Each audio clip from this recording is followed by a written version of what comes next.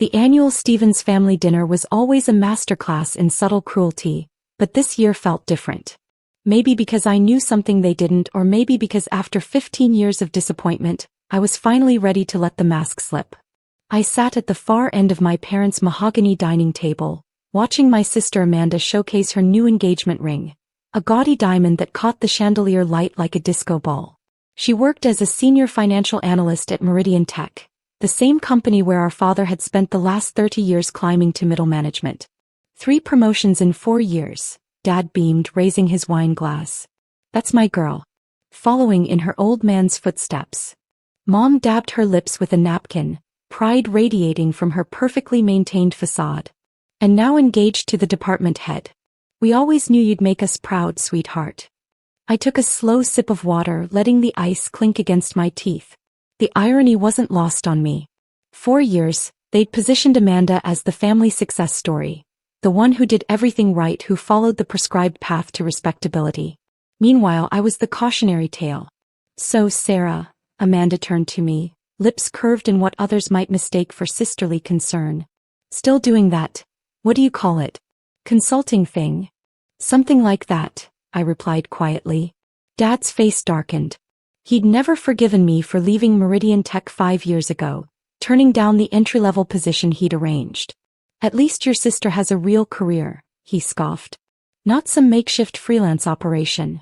The words stung, but not for the reasons they thought. I wasn't hurt by the dismissal. I was tired of maintaining the lie. What they didn't know, what none of them had bothered to discover, was that my consulting thing had evolved into Shadow Peak Ventures, one of the most aggressive private equity firms in the tech sector. We operated in stealth mode, acquiring undervalued companies and restructuring them from the inside out. And tomorrow morning at 9 a.m., we were finalizing our biggest acquisition yet, Meridian Tech. I'd spent 2 years orchestrating this deal through shell companies and proxy investors, making sure my name never appeared on any public documents. The board had approved the sale last week, desperate for the bailout after years of mismanagement had left them vulnerable. Only 3 people knew I was the actual buyer: my lawyer, my CFO, and Gregory Phillips, Meridian CEO, the same man my father had been unsuccessfully trying to get a meeting with for the past decade. I hear Meridian's going through some changes, I said casually, watching my father's face. Any rumors in middle management? He straightened his tie, always eager to prove his insider knowledge. Nothing to worry about. Just standard corporate restructuring. Phillips knows what he's doing. Amanda nodded, probably already imagining her next promotion. James says it's all positive changes. More opportunities for people who deserve them. James, her fiancé, the department head who'd been cooking the books for years, helping hide Meridian's real financial situation. We had a special file on him, thick with evidence of creative accounting and conveniently misplaced audit reports. I checked my watch. A simple Timex that made my mother wince every time she saw it. In exactly 14 hours, their whole world would shift on its axis. You could still come back, Dad said, his voice carrying that familiar mix of judgment and what he thought was paternal concern. I'm sure we could find something entry-level. Better than whatever you're making with your little business. I smiled faintly. My little business had cleared $300 million in profit last quarter. Tomorrow, it would add Meridian's $2.8 billion in assets to its portfolio. I appreciate the offer, I said, standing slowly. But I should head out. Early meeting tomorrow. Oh. Mom perked up. With one of your clients? I gathered my coat, a plain black wool piece that concealed its Burberry origin. Something like that. A company acquisition. Acquisition. Amanda laughed. You mean like consulting on someone else's deal? No, I said softly. Like buying a company. They all laughed. The kind of laugh reserved for children with big dreams or fools who didn't know their place. Don't get ahead of yourself, Dad warned. Leave the real business to people who understand it. People like your sister. I walked to the door, then paused. You know what's interesting about real business, Dad? Sometimes the biggest moves happen in complete silence. He waved me off, already turning back to Amanda's engagement story. As I drove home in my modest Honda, my Aston Martin safely garaged at my real house across town, I thought about tomorrow. About the moment Gregory Phillips would walk into the boardroom and announce the acquisition. About the look on my father's face when his boss of 30 years would bow and call me ma'am. But mostly I thought about the email I'd received an hour ago from our forensic accounting team. The one detailing every financial irregularity they'd uncovered, including the creative bookkeeping in Amanda's department. I pulled into my Cover Apartments parking lot, the small one-bedroom where I received mail and kept up appearances for my family. Tomorrow I would walk into Meridian Tech not as Sarah Stevens, the disappointment, but as S.E. Stevens, the CEO of Shadow Peak Ventures and new owner of their entire company. The mask was finally coming off, and family dinner would never be the same again. The morning sun cast long shadows across Meridian Tech's glass facade as I pulled into the executive parking garage. Today I drove the Aston Martin. No more pretense. The security guard did a double take. He was used to seeing me in my Honda during the weeks I'd spent quietly observing the company's operations. Miss Stevens. He blinked, checking his list. You're on the executive access list. I smiled, accepting the premium parking pass. New protocol as of this morning. My heels clicked against polished marble as I crossed the lobby. Gone was the modest blazer and simple slacks I'd worn to family dinner. Today I wore power.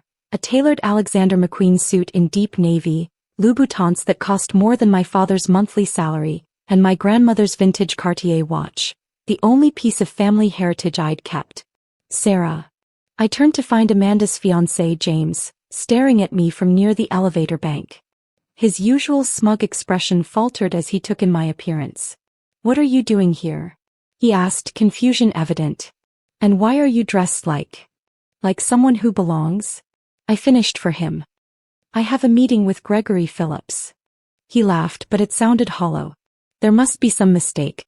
Mr. Phillips doesn't take unscheduled." "Ma'am," a crisp voice cut through. "The board is waiting." Gregory Phillips himself stood at the elevator holding the door.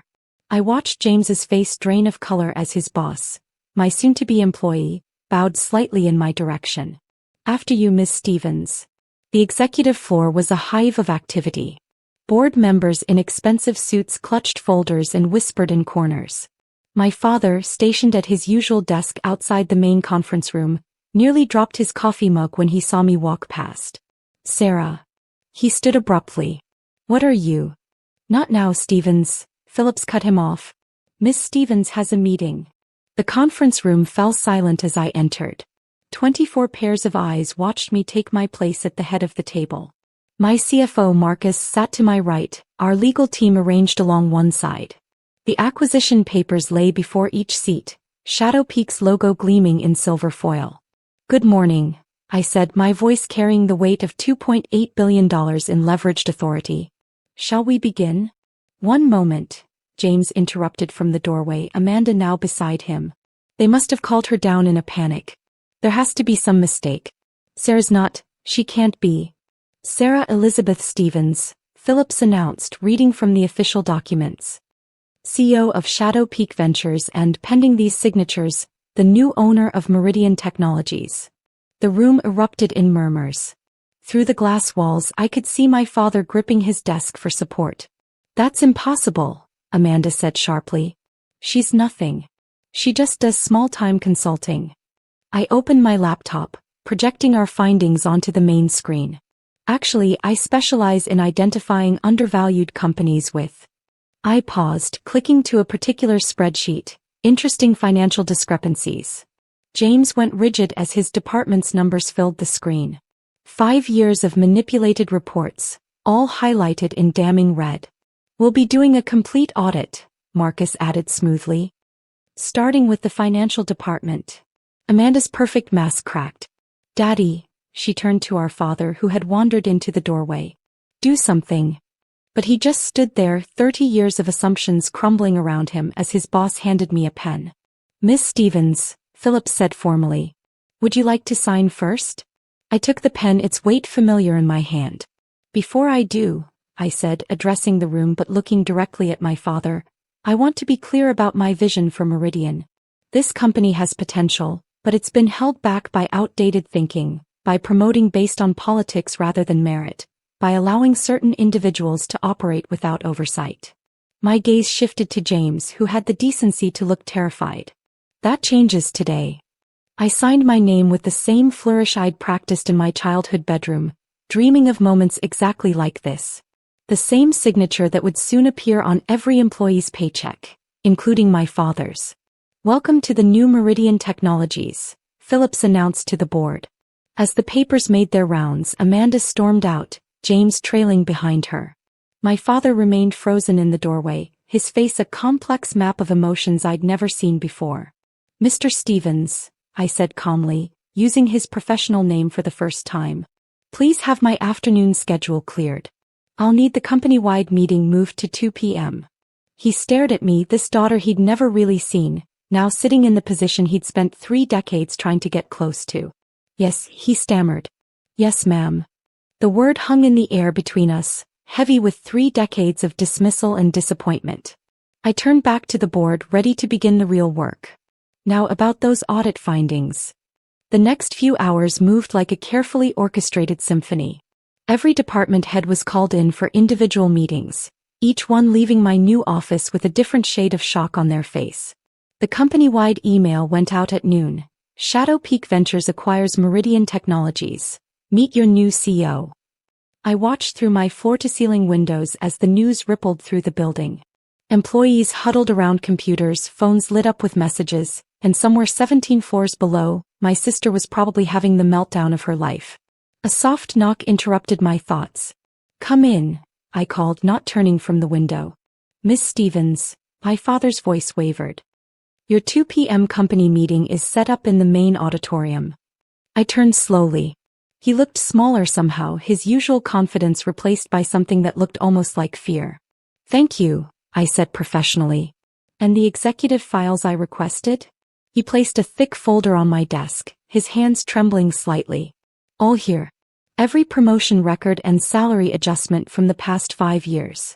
Including, I knew, the paperwork for Amanda's suspiciously rapid rise through the ranks." "Excellent." I sat down at what used to be Philip's desk. "Please send in Marcus and the HR director." "Sarah," he started, then caught himself. "Miss Stevens." Yes. How long? How long have you been planning this?" I met his eyes steadily. "Remember when you told me I was wasting my time with that consulting thing? I had already made my first $1 million. When you suggested I take an entry-level position here. I had just acquired my 3rd company. And last month at Mom's birthday, when you said I needed to learn about real business from Amanda." I smiled faintly. I was finalizing this deal. He sank into one of the guest chairs, uninvited. "Why didn't you tell us? Would you have believed me?" I asked quietly. "Or would you have done what you always did? Dismiss it, minimize it, explain why Amanda's path was better? But your apartment, your car, your clothes were a cover. Did you ever wonder why I never invited you to my place? Why I always met you at that small cafe downtown? Why I drove that Honda to every family dinner?" Understanding dawned on his face. "You've been living a double life." "No," I corrected him. "I've been living my real life. You just never bothered to see it." Another knock. Marcus entered with Janet from HR, both carrying laptops. "The audit team has finished their preliminary review," Marcus announced. "You'll want to see this." I nodded to my father. "That will be all, Mr. Stevens." He stood slowly, years of hierarchy training battling with parental instinct. "The family dinner. This Sunday." "I'll be there," I said, turning my attention to the reports. "And this time I'll come as myself." The afternoon unfolded like a series of controlled explosions. The audit revealed years of financial manipulation, most stemming from James's department. By 1:30 p.m., security was escorting him out of the building, his engagement ring to Amanda suddenly worth more than his frozen assets. At 2 p.m. sharp, I stood before the entire company in the main auditorium. 3,000 employees, from janitors to executives, all watching as their new reality took shape. "Change," I began, my voice carrying through the perfect acoustics, "is often uncomfortable. But comfort rarely leads to growth." I outlined my vision for the new Meridian: merit-based promotions, transparent financials, increased R&D investment, and a complete restructuring of the executive team. "Some of you have risen through connection rather than contribution," My eyes found Amanda in the crowd, her face a mask of fury. That ends today. Your previous position will not guarantee your future one. Your last name will not secure your next promotion. Starting tomorrow, every role will be evaluated based on performance alone. The energy in the room shifted. Hope from those who'd been overlooked, fear from those who'd been overvalued. My door will be open to every employee with an idea worth hearing, I continued. Because innovation doesn't care about hierarchy and neither do I. As the meeting ended, I watched Amanda charge toward the stage, but security, my security, smoothly intercepted her. This is because of me, isn't it? She hissed loud enough for nearby employees to hear. You're just jealous. You always have been. I approached her calmly, aware of the audience we'd attracted. No, Amanda. This is business. Your department will be audited like everyone else's.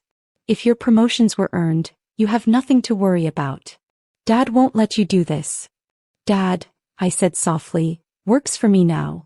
That evening, as the sun set over Chicago's skyline, I finally drove to my real home, a penthouse overlooking Lake Michigan. My assistant had already moved my things from the cover apartment, erasing the last traces of my constructed persona. My phone buzzed with a text from Mom. We need to talk about what happened today. Then another, your sister is devastated. And finally one from Dad, I didn't know. All these years I didn't know. I poured myself a glass of the same wine they'd served at dinner last night, except mine was the original vintage, not the knockoff they'd bought to impress Amanda's fiancé. Miss Stevens, my house AI system announced, Marcus is on the line with the final numbers from today's audit. I smiled, taking in the view of my city. Put him through. Tomorrow the real work would begin. Restructuring Meridian, implementing new policies, rebuilding what years of favoritism had eroded. It wouldn't be easy and it wouldn't be quiet. But I was done being quiet.